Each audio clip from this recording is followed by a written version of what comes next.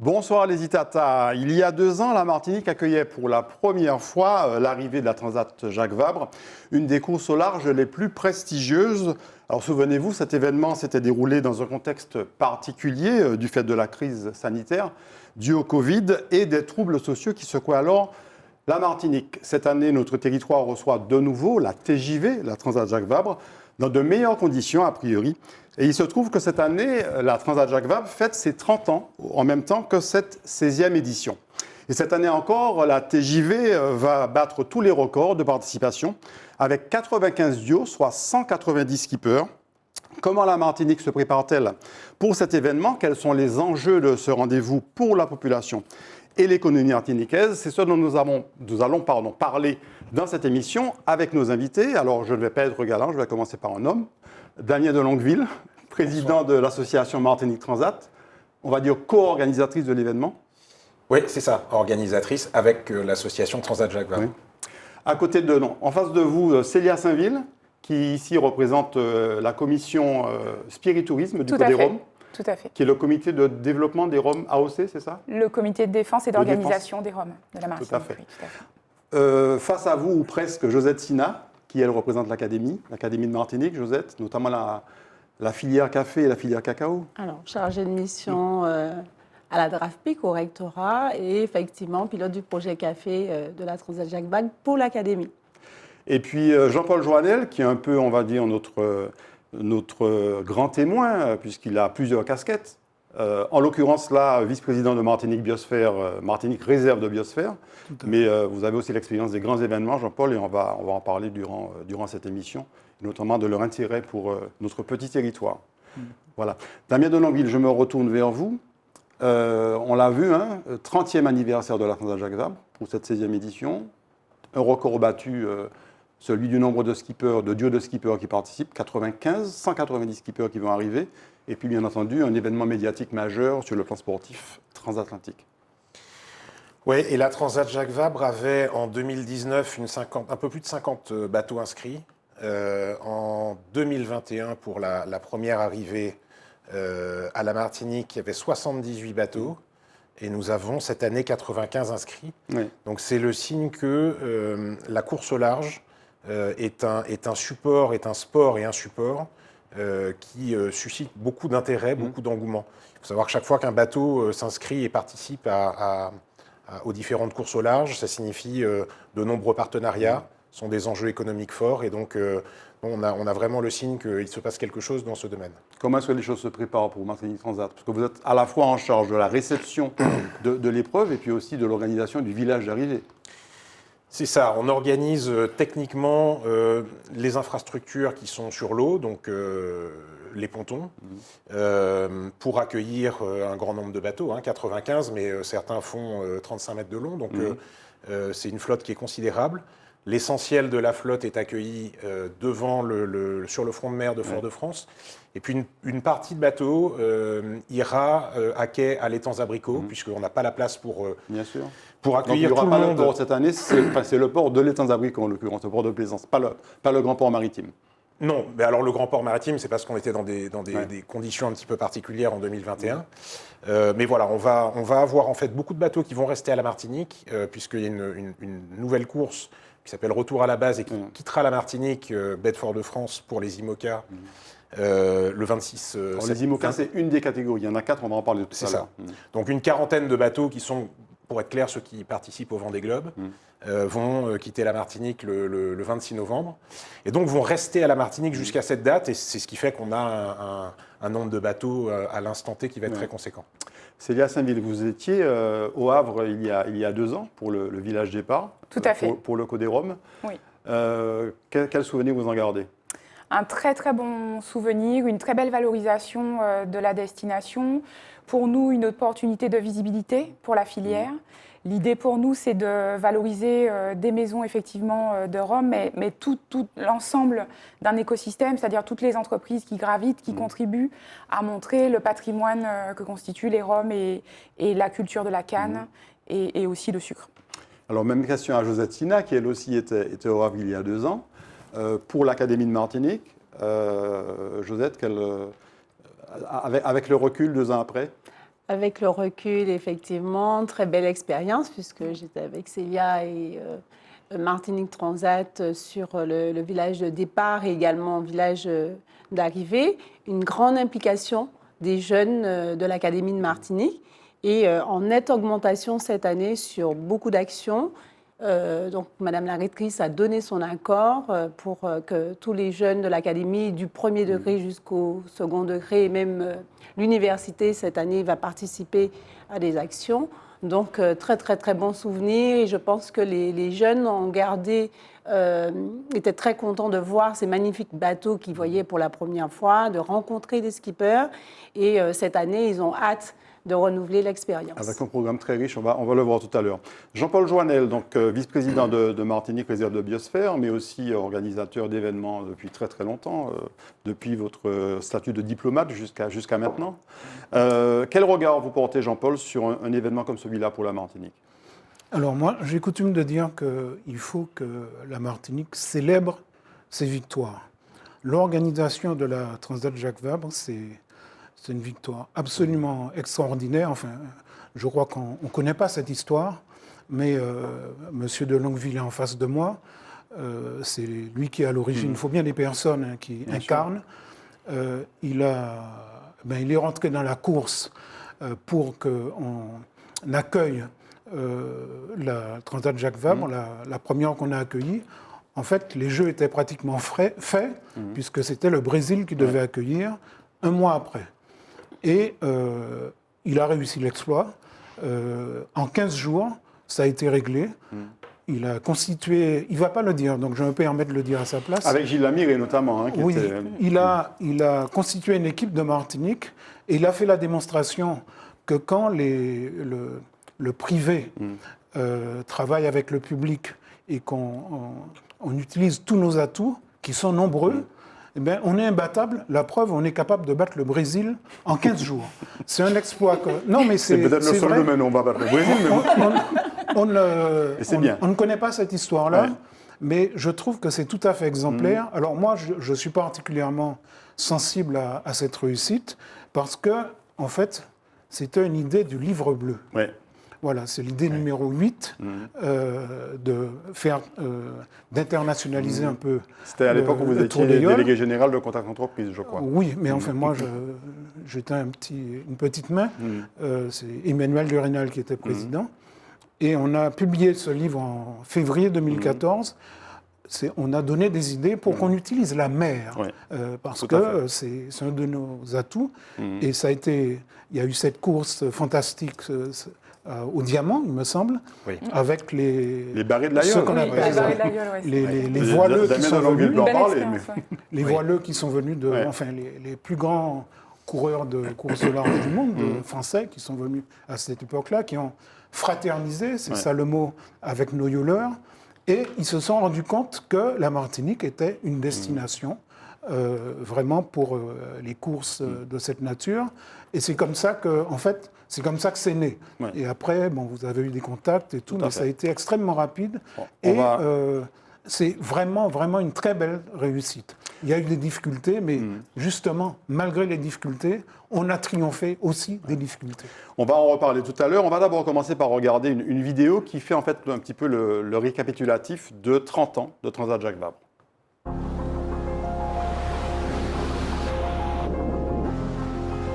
« 31 octobre 1993.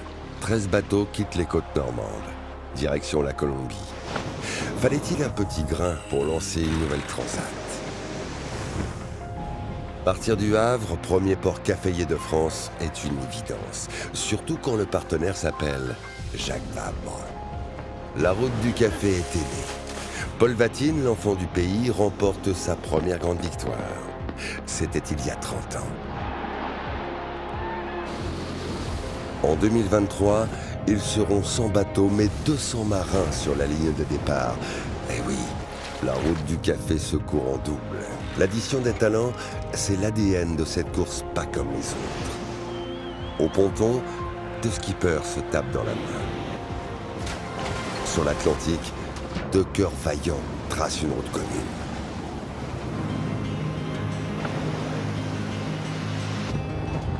À l'arrivée en Martinique, les regards échangés ne trompent pas. Au palmarès, on ne retient pas des noms, mais des couples, des tandems, des duos, des pairs. Paul Vatine et Roland Jourdain, Franck Hamas et Steve Rafussin, Yves Parlier et Éric Tabarly, Loïc Perron et Jean-Pierre Dick, Charlie Dalin et Yann Eliès, Antoine Carpentier et Pablo Santurne, Franck Yves et Kevin Escoffier, Thomas Ruyant et Morgan Lagravière. Tous les 2 ans depuis 1993, ces couples et tant d'autres ont rendez-vous avec l'Atlantique. La course grandit, mais l'océan est toujours immense sur la plus longue des transats. En mer, le café est tour à tour moulu, frappé, léger, amer, corsé. En 30 ans, la Transat Jacques Vabre Normandie-Le Havre a tout connu. Et elle a encore tant à découvrir.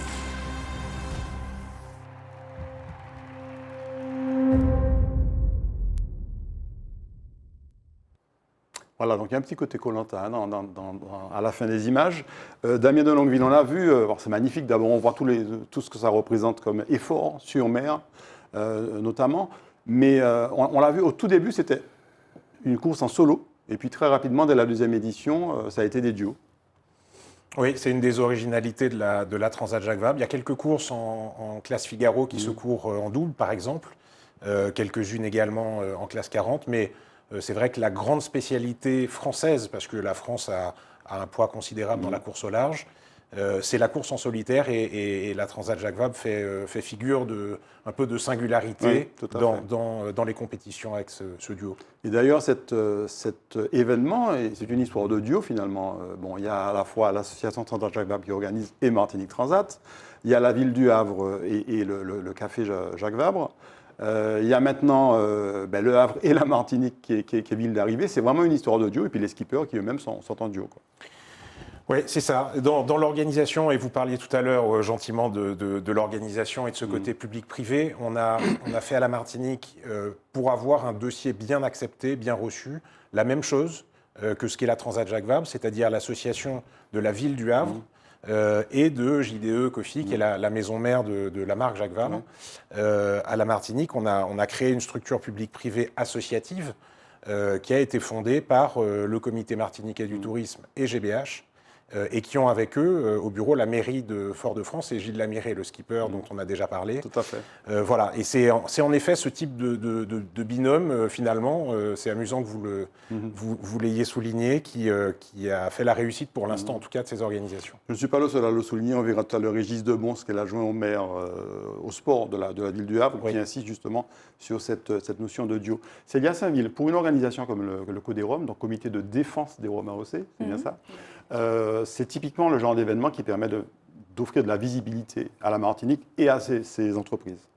Oui, parce que justement, les duos que vous décrivez, les associations publiques-privées, c'est exactement ce que nous vivons tous les jours de l'année, parce que l'on reçoit chez nous, dans nos maisons, les visiteurs qui viennent découvrir la Martinique et qui découvrent aussi ces lieux de patrimoine, d'histoire et de production des rhums de Martinique. Et donc, on a beaucoup de structures qui maillent l'ensemble du territoire, puisqu'il y a 12 distilleries et on est autant du nord au sud, on donne à voir des lieux exceptionnels et puis à déguster la Martinique, la mettre en bouche. Donc c'est vraiment l'occasion pour nous, de pouvoir continuer cela, puisqu'on travaille également avec le comité martiniquais du tourisme, puisque nous travaillons ensemble à ce que le spigitourisme soit un élément stratégique de la destination. Alors, le spigitourisme, c'est la découverte en fait, du patrimoine industriel, notamment des distilleries, tout à fait. Les habitations, les plantations, à travers le tourisme. Oui. C'est une association qui est faite depuis quelques années. On parle de no-tourisme, on parle de chocotourisme. On a le spigitourisme qui permet finalement de dénommer un peu notre activité. C'est-à-dire que nous sommes producteurs de rhum, mais nous donnons à voir aussi tout ce qu'il y a autour. Et c'est vraiment un vecteur d'intérêt pour les visiteurs de la Martinique. Donc venir voir les jardins que nous avons. Certains d'entre nous sont jardins remarquables. Nous avons des maisons anciennes qui sont ouvertes et des dégustations, etc. Donc c'est vraiment apporter encore à la destination une autre visibilité sur ces choses-là. Puis cette année, au même titre que le CMT, le CODEROM est invité d'honneur, enfin partenaire parrain, on va dire. Nous sommes aux côtés de Partenaire la majeur, destination voilà, c'est ça. Martinique. Tout à fait. Oui. Donc, on va parler tout à l'heure du programme que vous nous avez concocté. On va regarder. Peu de Martiniquais connaissent la ville du Havre. Enfin, il y en a quelques-uns quand même, mais on va voir quelques images. C'est pas très long, c'est 30 secondes pour savoir un petit peu ce que nous présente, ce que nous propose cette ville.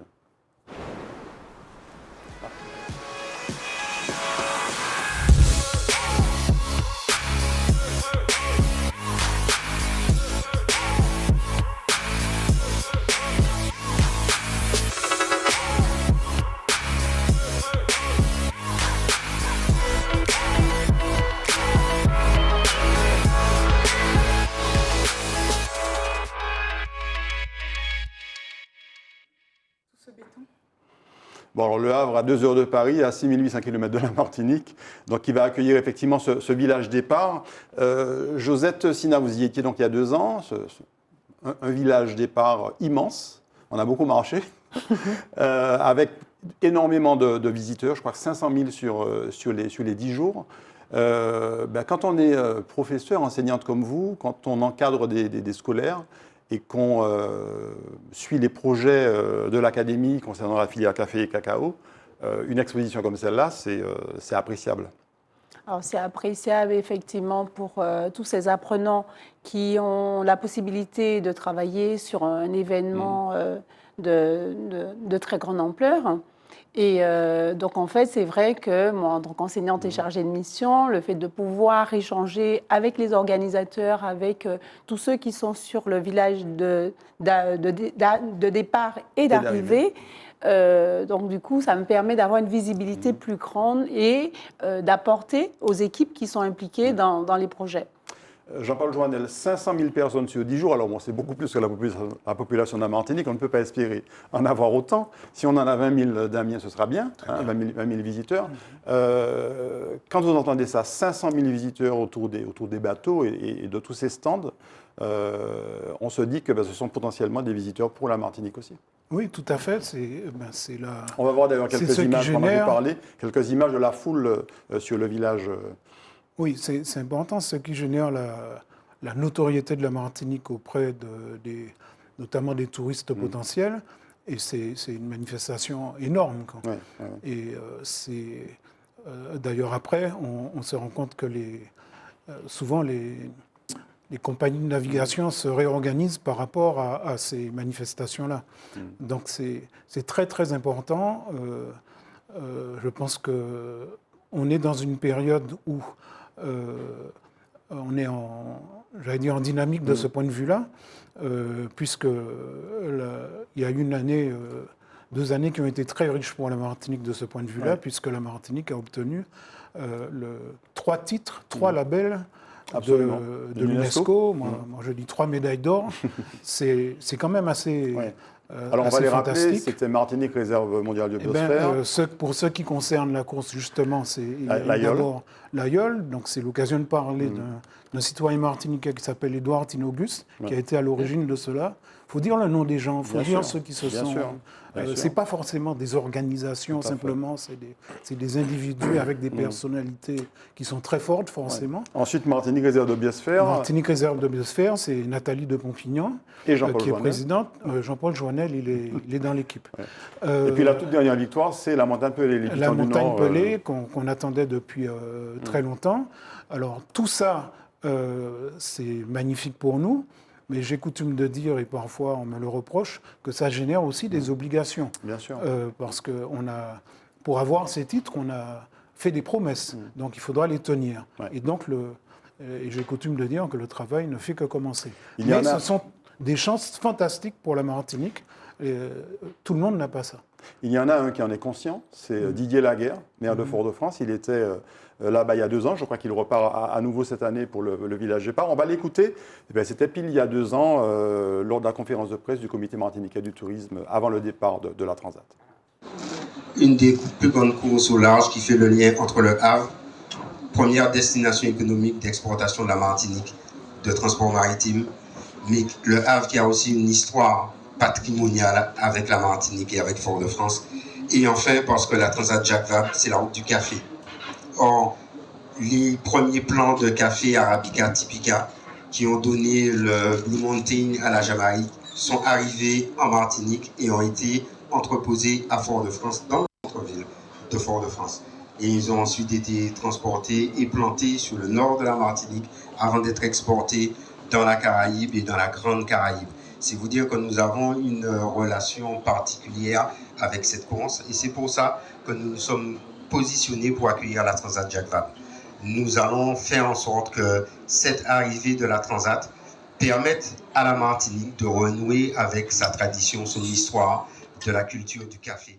Voilà, donc Didier Laguerre, maire de Fort-de-France, qui présentait un petit peu les raisons pour lesquelles la ville de Fort-de-France a tenu à accueillir cette épreuve.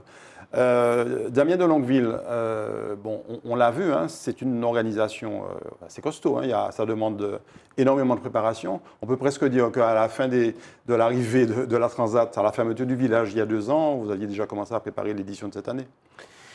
Oui, parce que c'est une course qui a un cycle assez rapide. Parmi les grandes courses, le Vendée Globe, c'est tous les 4 ans. Oui. La Route du Rhum, c'est tous les 4 ans. Et 2 ans pour la Transat Jacques Vabre. Ça signifie que lorsqu'on a terminé dans les 6 mois qui suivent tous les bilans, et les bilans en tant qu'organisateur, mais les bilans également avec les partenaires, les retombées médiatiques, tout ça doit être valorisé. Finalement, on n'est plus qu'à 1 an et demi d'un événement très important à venir et qu'on plonge tout de suite dans l'édition suivante. Oui, tout à fait. Alors, on va le voir, on va voir quelques images du stand des artisans, du pavillon des artisans. Il y a 2 ans, il y avait un certain nombre d'entreprises martiniquaises présentes. Ce qu'on peut dire, Damien, c'est qu'on va entendre d'ailleurs tout à l'heure une interview. Ça a été un plein succès pour eux parce qu'on était en plein Covid, ils avaient besoin de cette bouffée d'oxygène. Et quand on a comme ça 500 000 visiteurs, forcément, on voit du monde. Oui, en 2021, l'édition s'est passée dans un moment assez particulier. C'est l'un des premiers grands événements en France métropolitaine, post-Covid, même s'il y avait toujours quelques mesures sanitaires. Mais enfin, un des premiers événements qui a été très largement accessible. Et en effet, comme vous le disiez, plus de 500 000 visiteurs. Donc là, c'est l'occasion, évidemment, de montrer ce que sait faire la Martinique. Josette Sina, vous avez, notamment avec vos élèves et des élèves d'autres filières, vous avez en fait proposé quasiment une ligne d'accessoires, on va dire. Il y a notamment des sacs, entre autres Transat Jacques Vabre. Enfin, voilà, racontez-nous un petit peu ce que l'Académie avait préparé à cette occasion-là. Alors, il y a effectivement des sacs qui ont été réalisés par les élèves qui ont été offerts aux skippers lors des remises de prix. Mais c'est vrai que les jeunes, les apprenants, ont travaillé sur différents axes. Sur la biodiversité, sur la dictée, puisque le premier degré, il y a une dictée qui se fait au mois d'octobre, on va dire presque à l'ouverture du village, la première action. Ensuite, en Martinique, la Transat Jacques Vabre est utilisée comme support pour la transmission des compétences. Voilà, support pédagogique, notamment un rallye mathématique qui s'est déroulé du 9 au 13 octobre avec tous les établissements de l'enseignement professionnel qui ont travaillé sur ce rallye mathématique. Nous avons des actions effectivement sur la mode, puisqu'il y aura un défilé de mode au village de la Transat le 17 novembre en Martinique. Au Havre, c'est malheureusement... Dans les pas de la musique antillaise, je voilà, précise. Tout à fait, avec la société Proxicom. Et donc, en fait... Et Zitata TV. Et Zitata TV. En fait, c'est permettre aux jeunes de travailler sur, comme je disais, différents axes, de la biodiversité, tous les domaines, toutes les filières, tous les niveaux peuvent être impliqués dans ce projet. Célia Saint-Ville, alors on va plus particulièrement parler de ce que les producteurs de rhum avaient préparé là-bas. Mais très clairement, c'est le savoir-faire martiniquais qu'on a aussi présenté sur le village départ il y a 2 ans.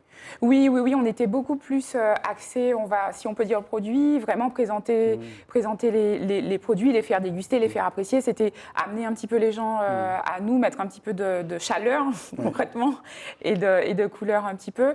Et puis là, on va rentrer dans une partie qui sera un petit peu plus poussée sur la partie justement spiritourisme, donc montrer un petit peu ce que l'on est, montrer montrer les savoir-faire, montrer les personnes qui participent à ce savoir-faire. Et on aura une animation en virtuel pour montrer justement tous les sites et pouvoir avoir donc un système assez intéressant pour que les personnes soient complètement immergées. C'est de la réalité augmentée. C'est de la réalité augmentée et que les personnes soient totalement immergées finalement dans les sites et visitent en quelques secondes beaucoup de nos distilleries, quasiment toutes. Ce sera possible aussi sur la Martinique, au village d'arrivée? Alors, ça n'a pas été prévu sur le village de la Martinique. Sur la Martinique, alors là-bas, on va être beaucoup plus axé sur les personnes qui viennent au village, qui sont potentiellement des visiteurs de la Martinique et donc de nos sites. Donc, on va avoir cette partie en réalité virtuelle. On va avoir une exposition photo qui va montrer justement nos savoir-faire. On va bien sûr faire déguster et donner la possibilité d'acheter. On a également prévu, on a monté un partenariat avec JDE de façon à présenter un cocktail. JDE, c'est la maison mère de la Transat Jacques Vabre. Exactement. Du café Jacques Vabre, pardon, qui est une société néerlandaise, hollandaise, qui a racheté il y a quelques années le café Jacques Vabre. Et en fait, pour aller plus loin, justement, cette année, on a voulu monter un partenariat avec eux pour avoir un cocktail signature café. Donc, cette alliance entre le rhum et le café, cette histoire qui est aussi commune par la mer et aller un peu jusqu'au bout, aller plus loin en tout cas, et présenter ce cocktail tout au long de la Transat. Et ce qu'on peut dire, c'est que le résultat était là pour les artisans qui ont exposé il y a 2 ans. On va écouter Pierre-Michel Jean-Baptiste, qui représente la société Doux Caprice. Vous allez voir, il était ravi. Je ne m'attendais pas à ça. Je ne m'attendais pas à avoir une population aussi intéressée par ce qu'on fait, aussi curieuse, et aussi autant de monde. Donc du coup, c'est une belle expérience pour nous. C'est le dernier jour aujourd'hui.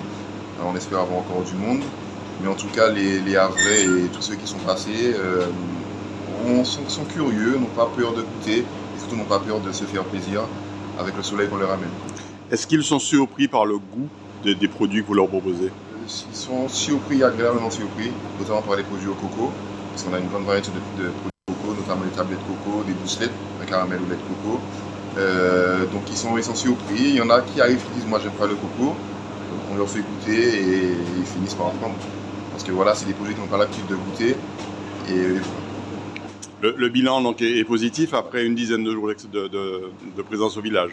Oui, très positif, très positif. Oui. On espère, alors je peux comprendre que dans 2 ans, ce sera encore nous, en tout cas la Martinique sera encore présente. Oui. Donc on espère, nous, en tout cas, après cette présence, pour pouvoir encore proposer nos produits et proposer ce qu'on fait le plus traditionnel chez nous.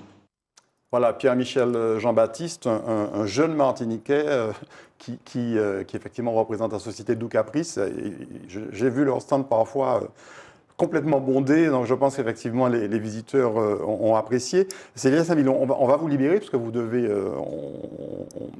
nous quitter, mais pour la Martinique, on a le village effectivement en Martinique à partir du 11 novembre jusqu'au 19 de mémoire. Oui. Qu'est-ce que le Codéron va nous proposer? Alors, on a d'aussi bonnes conditions de présentation finalement qu'au Havre. Et donc, AMT nous permet d'aller encore plus loin aussi ici à la Martinique en prenant possession du bar de la Transat. Donc, on va faire un petit peu comme ça se fait ailleurs. Et on va proposer tous les jours des cocktails, de déguster des choses, d'être dans le village et de pouvoir apprécier donc différemment, de voir les produits, de pouvoir déguster, mais d'une autre façon. On va être aussi sur le rooftop qui a été organisé, mis en place pour recevoir les équipes et les entreprises qui le voudraient. Et puis, on aura également le club entreprise. Donc, on va animer un petit peu tout ça. On va mailler un peu la semaine aussi avec des animations en mixologie, en partenariat également avec Cœur de Martinique, qui a de très belles actions prévues, un bon dynamisme justement pour les producteurs, les artisans locaux. Donc, on s'est joint à eux pour notamment avoir un dîner, un show cooking avec un chef normand, le chef Fournier et le chef, un chef martiniquais pour pouvoir présenter des mets de Martinique en Normandie et des mets normands à la Martinique. Enfin voilà, en le disant un peu rapidement, voilà, et c'est le chef Martinon, pour citer, puisque j'ai cité le chef Fournier. Voilà. Donc ça et ça va être de très belles actions. Voilà. Oui, c'est important. Oui. Sur le village arrivé, donc à partir du 11 novembre, sur le front de mer de Fort-de-France, qu'on appelle Exactement. pompeusement le Malécon, mais le front de mer de Le Fort-de-France. front de mer, exactement. Non loin de la tour Lumina.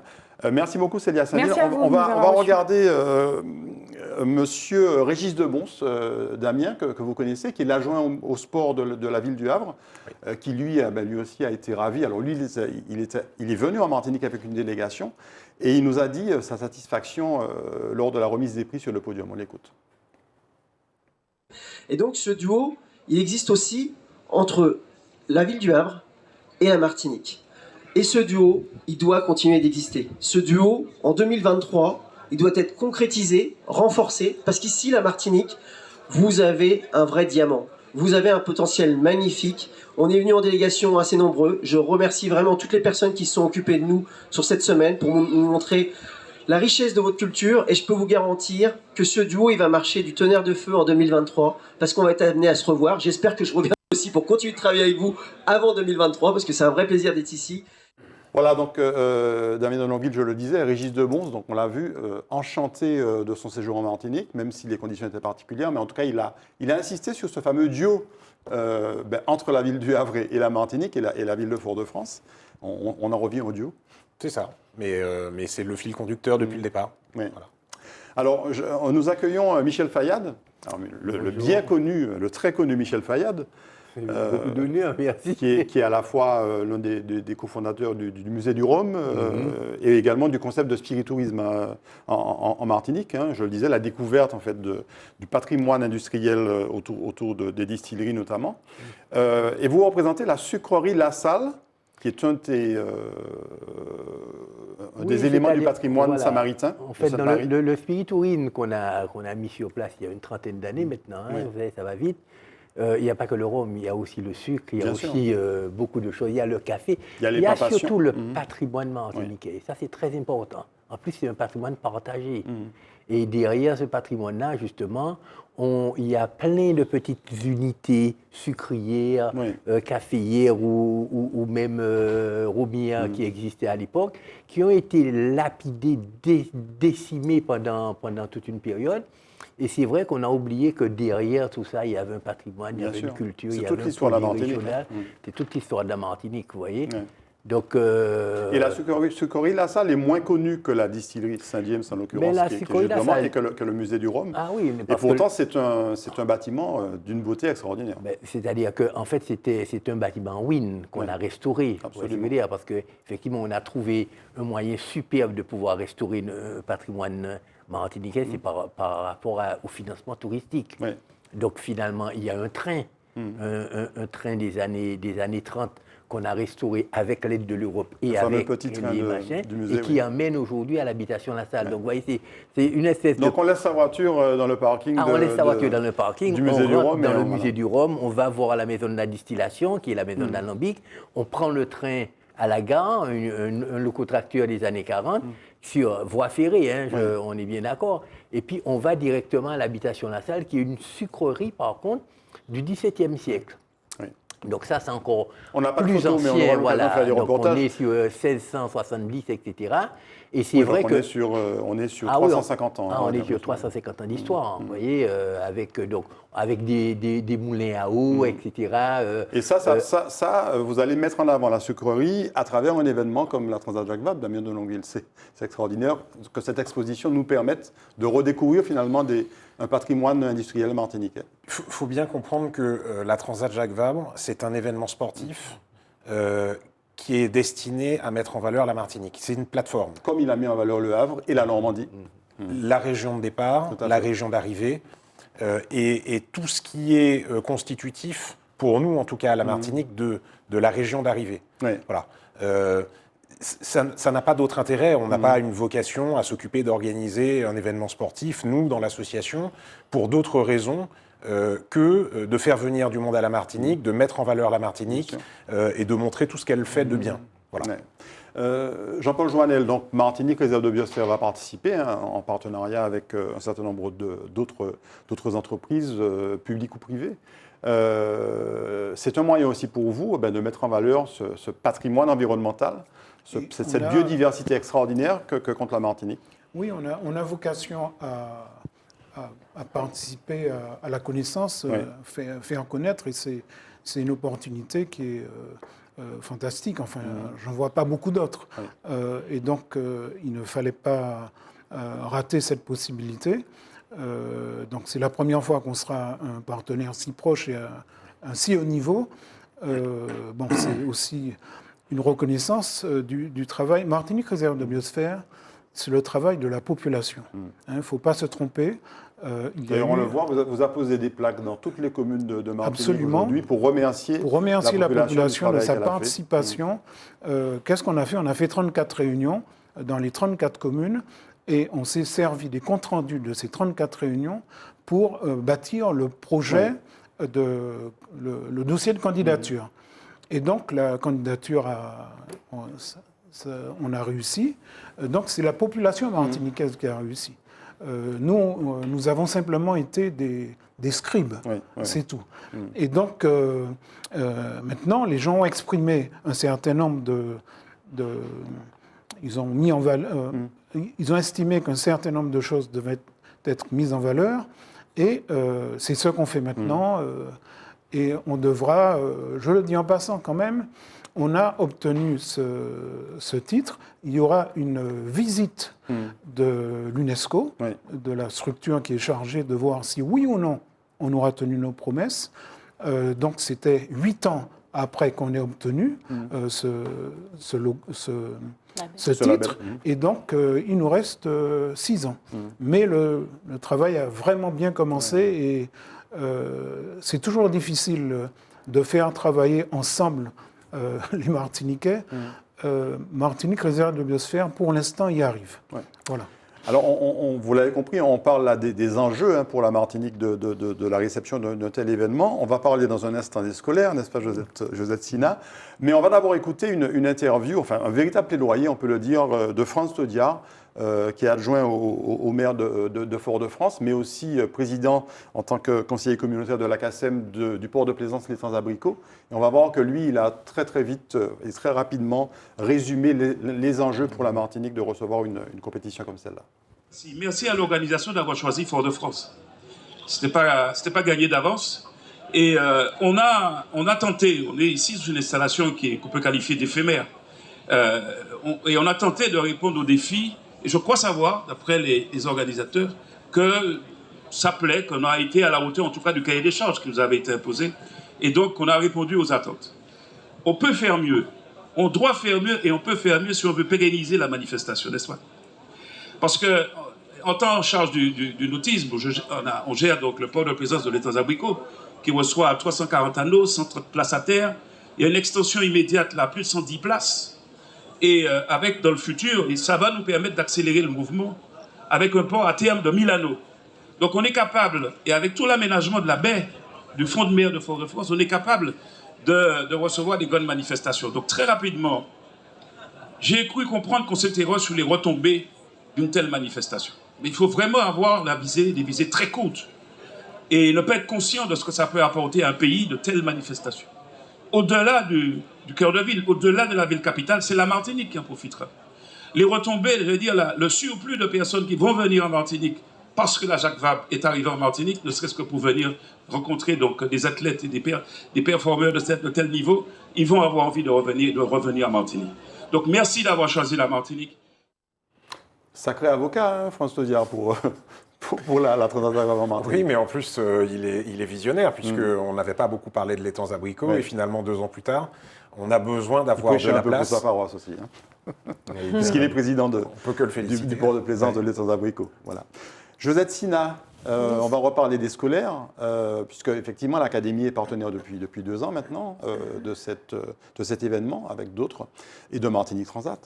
Alors dites-nous un petit peu ce que vous nous avez préparé avec l'académie pour cette année. Alors une très grande, je pourrais dire, implication des scolaires. Je vous disais du premier degré aux études supérieures et également l'université. On voit d'ailleurs une visite de scolaires sur le voilà, on a réussi justement à faire ce tour de force pour que les scolaires viennent sur le village. Les jeunes sont impliqués dans des actions vraiment très diverses. Célia Saint-Ville parlait de cocktails. Nous avons un établissement qui va réaliser des cocktails, des créations de cocktails rhum-café avec la valorisation des produits locaux, la possibilité pour ces jeunes d'être au bar du Codé Rhum pour présenter leur création. J'ai parlé du rallye mathématique. Il y aura des choses aussi au niveau des métiers de la mer, je crois qu'il y a des choses qui sont prévues les également. métiers de la mer, il y aura un mini-salon pour la présentation des métiers de la mer avec les organismes de recherche, un atelier récup tissu le 18 novembre. Donc on va récupérer des matières textiles au village de départ qu'on va transformer directement sur le village d'arrivée avec des élèves de couture, avec une association. C'est le fameux pavillon des initiatives positives. Voilà. Et donc, en fait, vraiment, tous ces jeunes vont travailler autour des bateaux, à rencontrer des skippers, à échanger avec ces skippers. Ils vont même participer à la Virtual Regatta. Ils étaient plus nombreux à participer à cette course en Martinique qu'au Havre.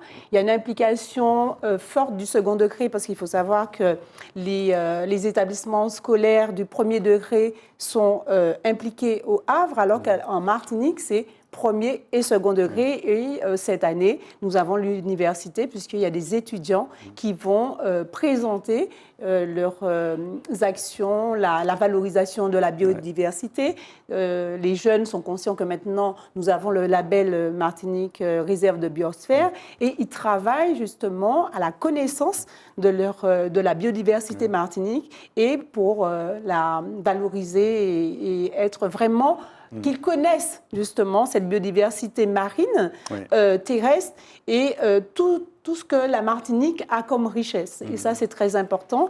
Et au niveau de l'académie, toutes les équipes pédagogiques travaillent pour que ces jeunes maîtrisent ces connaissances et que demain travaillent comme skipper, qu'ils connaissent les différents métiers autour de la mer. C'est pour ça que nous avons un campus des métiers et qualifications de la mer aux marins, au lycée Raymond Néris. Donc tout ce travail de visibilité qui sera offert à tous ceux qui seront sur le village, parce que je ne suis pas sûre que beaucoup sachent qu'on a un campus des métiers de la mer en Martinique. C'est très important, si bien je peux rebondir. Bien sûr, Jean-Paul Joannel, oui. On ne peut pas, enfin pour nous, Martinique Réserve de biosphère, je ne pense pas qu'on puisse défendre quelque chose qu'on ne connaît pas. Pour nous, j'ai coutume de dire, c'est raté. On est une génération qui est passée à côté de tous ces problèmes-là. Et le travail que font on a un peu oublié la mer. Oui, le travail que font les enseignants maintenant est fondamental pour que ces jeunes qui vont devenir adultes participent après à la défense et à la préservation de ce qui est absolument nécessaire pour nous. Parce que, je le rappelle, on a tendance à l'oublier, pour une île, tout ça est beaucoup plus fragile que si on est sur un continent. Absolument. Michel Fayad, vous qui êtes un chantre de la transmission, ça va vous faire plaisir ce qu'a dit Josette Sina, parce qu'on se rend compte que finalement on arrive à intéresser les jeunes. On a battu le Brésil pour obtenir l'arrivée de l'épreuve ici. On bat le Havre au niveau des scolaires, de l'implication des scolaires. J'ai fait cette différence parce qu'effectivement, c'est essentiellement le premier degré, mais ce travail, on a voulu l'étendre à la Martinique, pas sur la ville de Fort-de-France uniquement, même si c'est la ville d'arrivée, de faire en sorte justement que la Transat Jacques Vabre soit, comme support pédagogique pour tous les établissements scolaires. Donc Michel Fayad, vous disiez? Oui, non, c'est ce qui est vraiment intéressant et qui nous intéresse dans la Transat Jacques Vabre, c'est cette façon de dire, on a oublié la mer aujourd'hui, on la récupère un petit peu. On avait oublié l'arrière-pays. La Transat Jacques Vabre nous relance dans l'arrière-pays. C'est paradoxal, la mer nous ramène à l'arrière-pays. L'arrière-pays, c'est quand même extraordinaire. On avait oublié les jeunes. Bon, les jeunes arrivent aussi en force. Et donc, finalement, cette Transat-là a un côté fédérateur de toutes les différentes composantes de la société martiniquaise qui est particulièrement intéressante pour nous, puisque nous-mêmes, c'est sur ça qu'on se bat depuis un certain nombre d'années, de pouvoir, dans quelle mesure on puisse avoir justement une nature, une culture, une histoire à montrer et un produit à vendre en plus. Et il est probable que les scolaires vont de plus en plus visiter la sucrerie La Salle parce qu'il y a énormément de choses à voir. Alors, il y a non seulement énormément de choses à voir, mais il y a aussi une maison du café. que beaucoup ne connaissent pas encore, parce Bientôt. qu'effectivement, sur le site La Salle, c'était une plantation de café de l'époque. Et aujourd'hui, pour rendre hommage à cette plantation-là, donc on a ouvert la Maison du Café qui est à l'entrée même de la sucrerie. Château Dubuc qui est très intéressant à cet égard. Vous avez l'occasion de visiter récemment. Je saisis la balle au bon, Damien de Longueville, puisqu'on aurait dû avoir le parc naturel avec nous, qui lui accompagne et même pilote la filière café en Martinique. On aura l'occasion d'en reparler, notamment à travers un petit film de 21 minutes qui a été produit. Mais clairement, on se rend compte là, de l'importance en fait d'un événement comme celui-là, comme possibilité de transmettre, d'attirer l'attention en tout cas sur notre histoire. Oui, et puis si en plus il y a quelques intérêts économiques, c'est encore mieux. Mais oui, la Transat Jacques Vabre ne vient à la Martinique, plus exactement ne viendrait pas à la Martinique si la Martinique n'avait pas une histoire majeure liée au café. Ils appellent ça destination café. C'est la route du café. Oui, tout à fait. La nouvelle route du café. Depuis 30 ans. Et en réalité, la Martinique, c'est la première route du café, puisque la première fois qu'un plan de café a traversé l'océan, c'est pour arriver à la Martinique. Bon, comme vous l'avez rappelé tout à l'heure. 1725. Voilà. Donc, c'est la route du café, et il est souhaité et souhaitable que, toujours dans cet esprit de plateforme d'engagement, ce que fait le parc naturel régional de la Martinique avec le CIRAD, avec JDE Coffee, dont vous avez parlé tout à l'heure, apporte en recherche, expertise, qualité. Et donc, si la marque Jacques Vabre ne sent pas qu'elle apporte quelque chose dans le développement de ses activités, de cette production de café à la Martinique, l'intérêt pour elle d'être présente à l'arrivée et d'organiser des arrivées à la Martinique est moindre, évidemment. Oui. Et aujourd'hui, alors, la production n'a pas véritablement redémarré à plein régime, mais elle progresse. Alors, elle progresse. Là, il faudrait pour le coup que vous interrogiez les gens de la filière. Je pense qu'il y a des fondations qui sont en train d'être mises en œuvre. J'ai appris que Jean Cruzel a été nommé par le président de la CTM, Jean Cruzel, qui est un expert du domaine, puisque c'est lui qui avait effectué ses recherches sur l'Arabica typica à l'origine, a été nommé à la tête d'une commission sur le sujet. Donc oui, il y a des perspectives, il y a des travaux en cours, mais évidemment, le temps de l'agriculture n'est pas le temps des médias, donc c'est un peu plus long. Absolument. Alors, on ne va pas oublier quand même que la Transat Jacques Vabre, c'est avant tout une épreuve sportive, transatlantique, course au large. On n'a pas encore véritablement parlé de l'aspect sportif. On va terminer l'émission avec cette partie-là et on va commencer par revoir, puisque c'était aussi le générique de début, par revoir le parcours de cette Transat Jacques Vabre pour les 4 classes de bateaux concernées.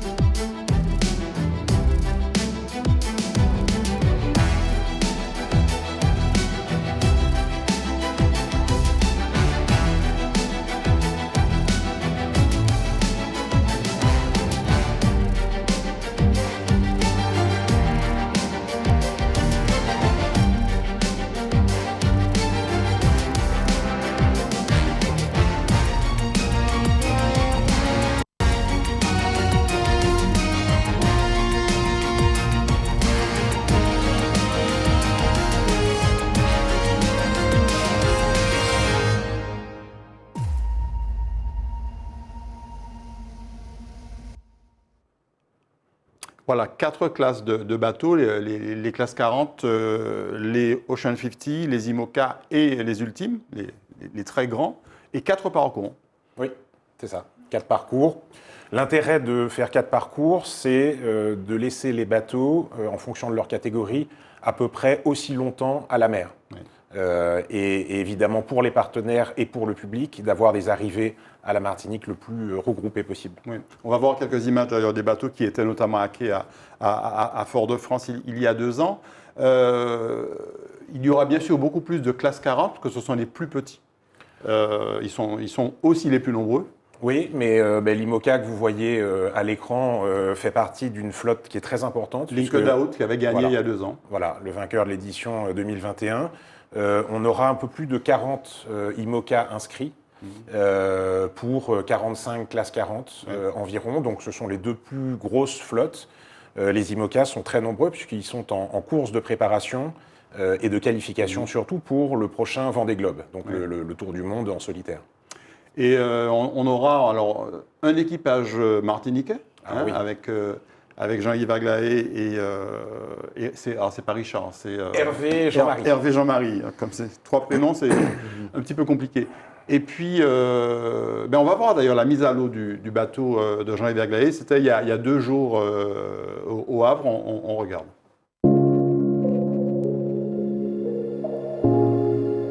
Aujourd'hui, après une semaine de chantier, on remet le bateau à l'eau.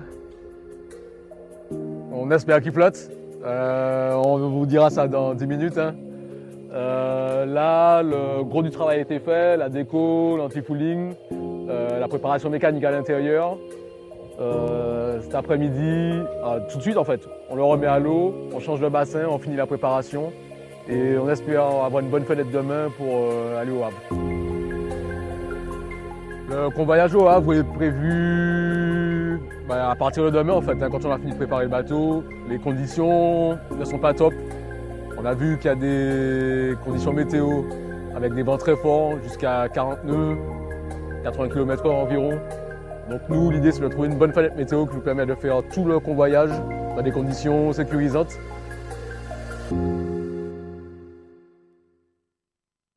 Voilà, donc Martinique Horizon, l'embarcation de Jean-Yves Aglaé et Hervé Jean-Marie.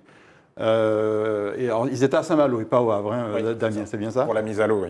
Voilà, donc on va les suivre pendant toute l'épreuve, parce que c'est le seul équipage martiniquais, en plus doublette martiniquaise, enfin duo martiniquais, puisqu'il y a 2 ans, il y avait Éric Barré qui était avec un Normand, c'était un duo aussi de Martinique-Normandie.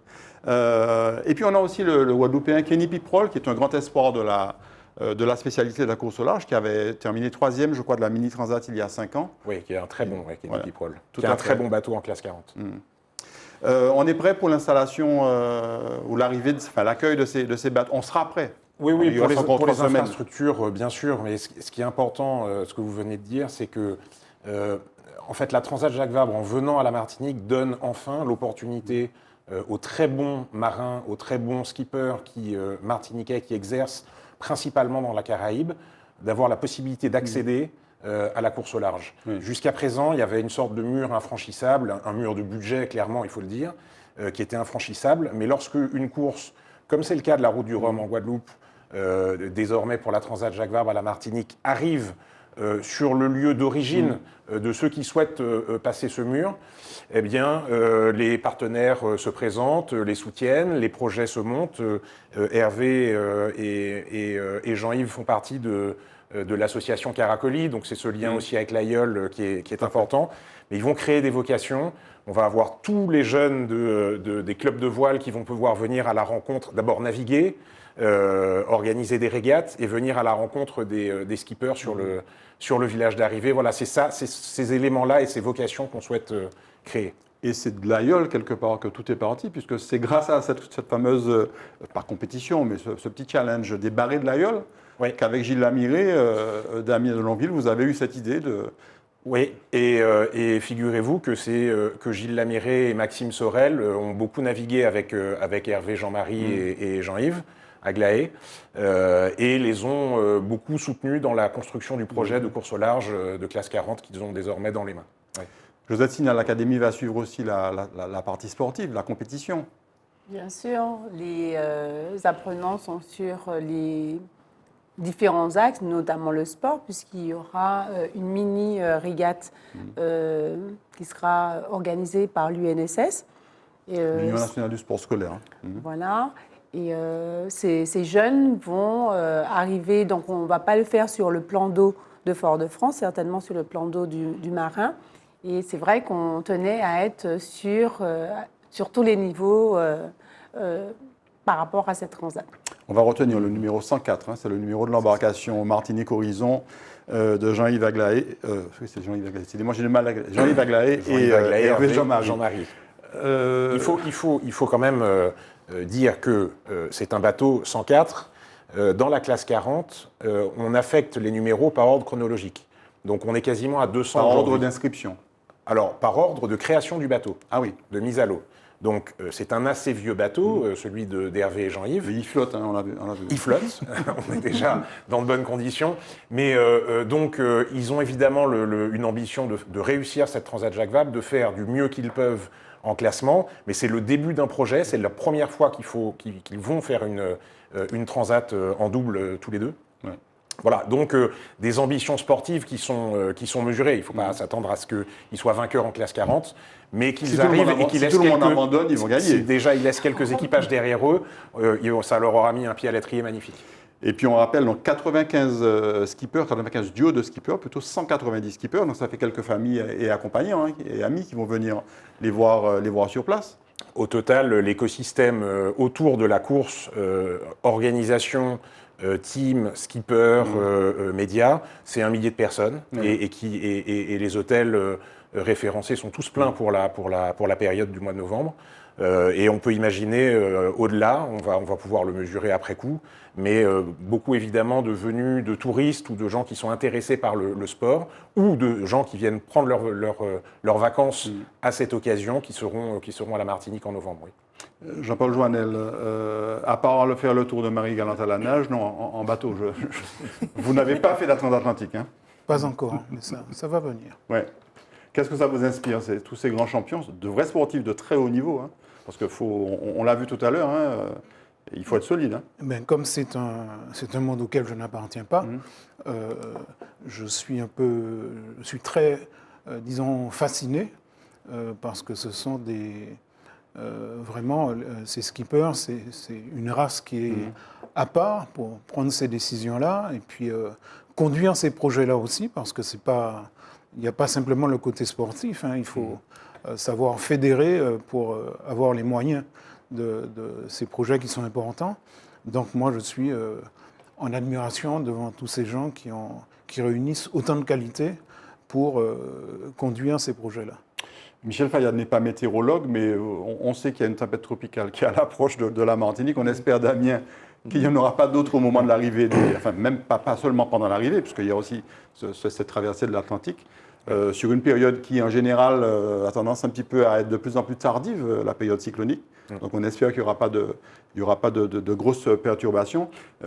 Michel Fayad, ça donne envie? Ça vous rappelle votre jeunesse, tous ces bateaux Ah oui, en plus, ça met la Martinique vraiment sous les feux des projecteurs au niveau international. Donc moi, ça me plaît complètement.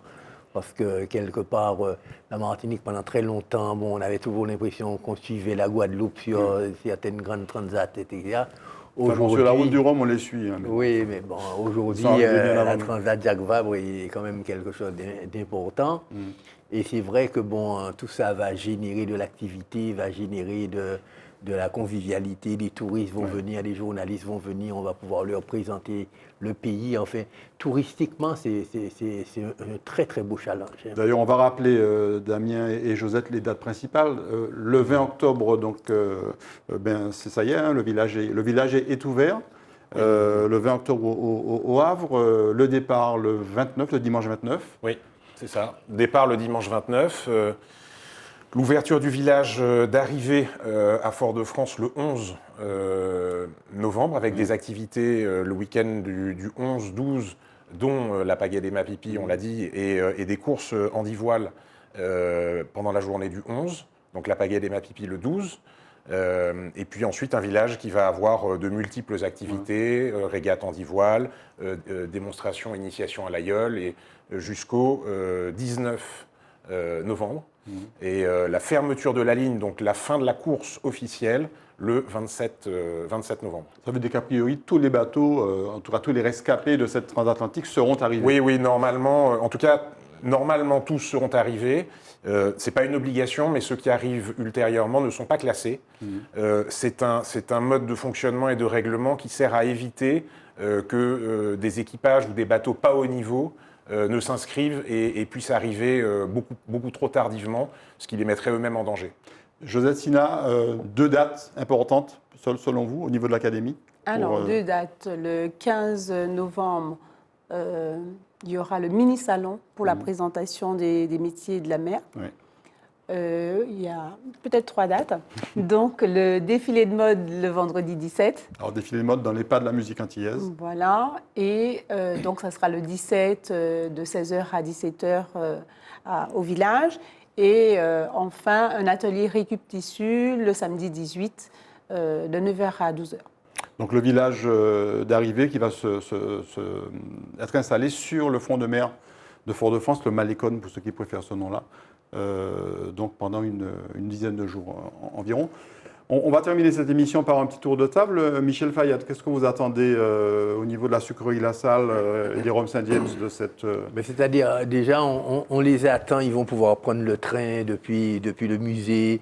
Le petit train du musée de Saint-James, un locotracteur, arriver à la sucrerie La Salle et visiter la maison du café. Parce qu'on avait anticipé peut-être sur l'affaire de la Transat Jacques Vabre. Et on précise quand même que l'abus d'alcool est dangereux pour la santé, hein, à consommer avec modération, c'est important. Oui, mais pas de du le dire. café. Oui, ça va. Le café, ça peut rendre un petit peu nerveux. Ça peut rendre un petit nerveux. Non, en fait, tout ça pour vous dire que bon, il y a tellement de choses à découvrir au niveau culturel et patrimonial que finalement, on va profiter justement de cette opportunité juste pour relancer un petit peu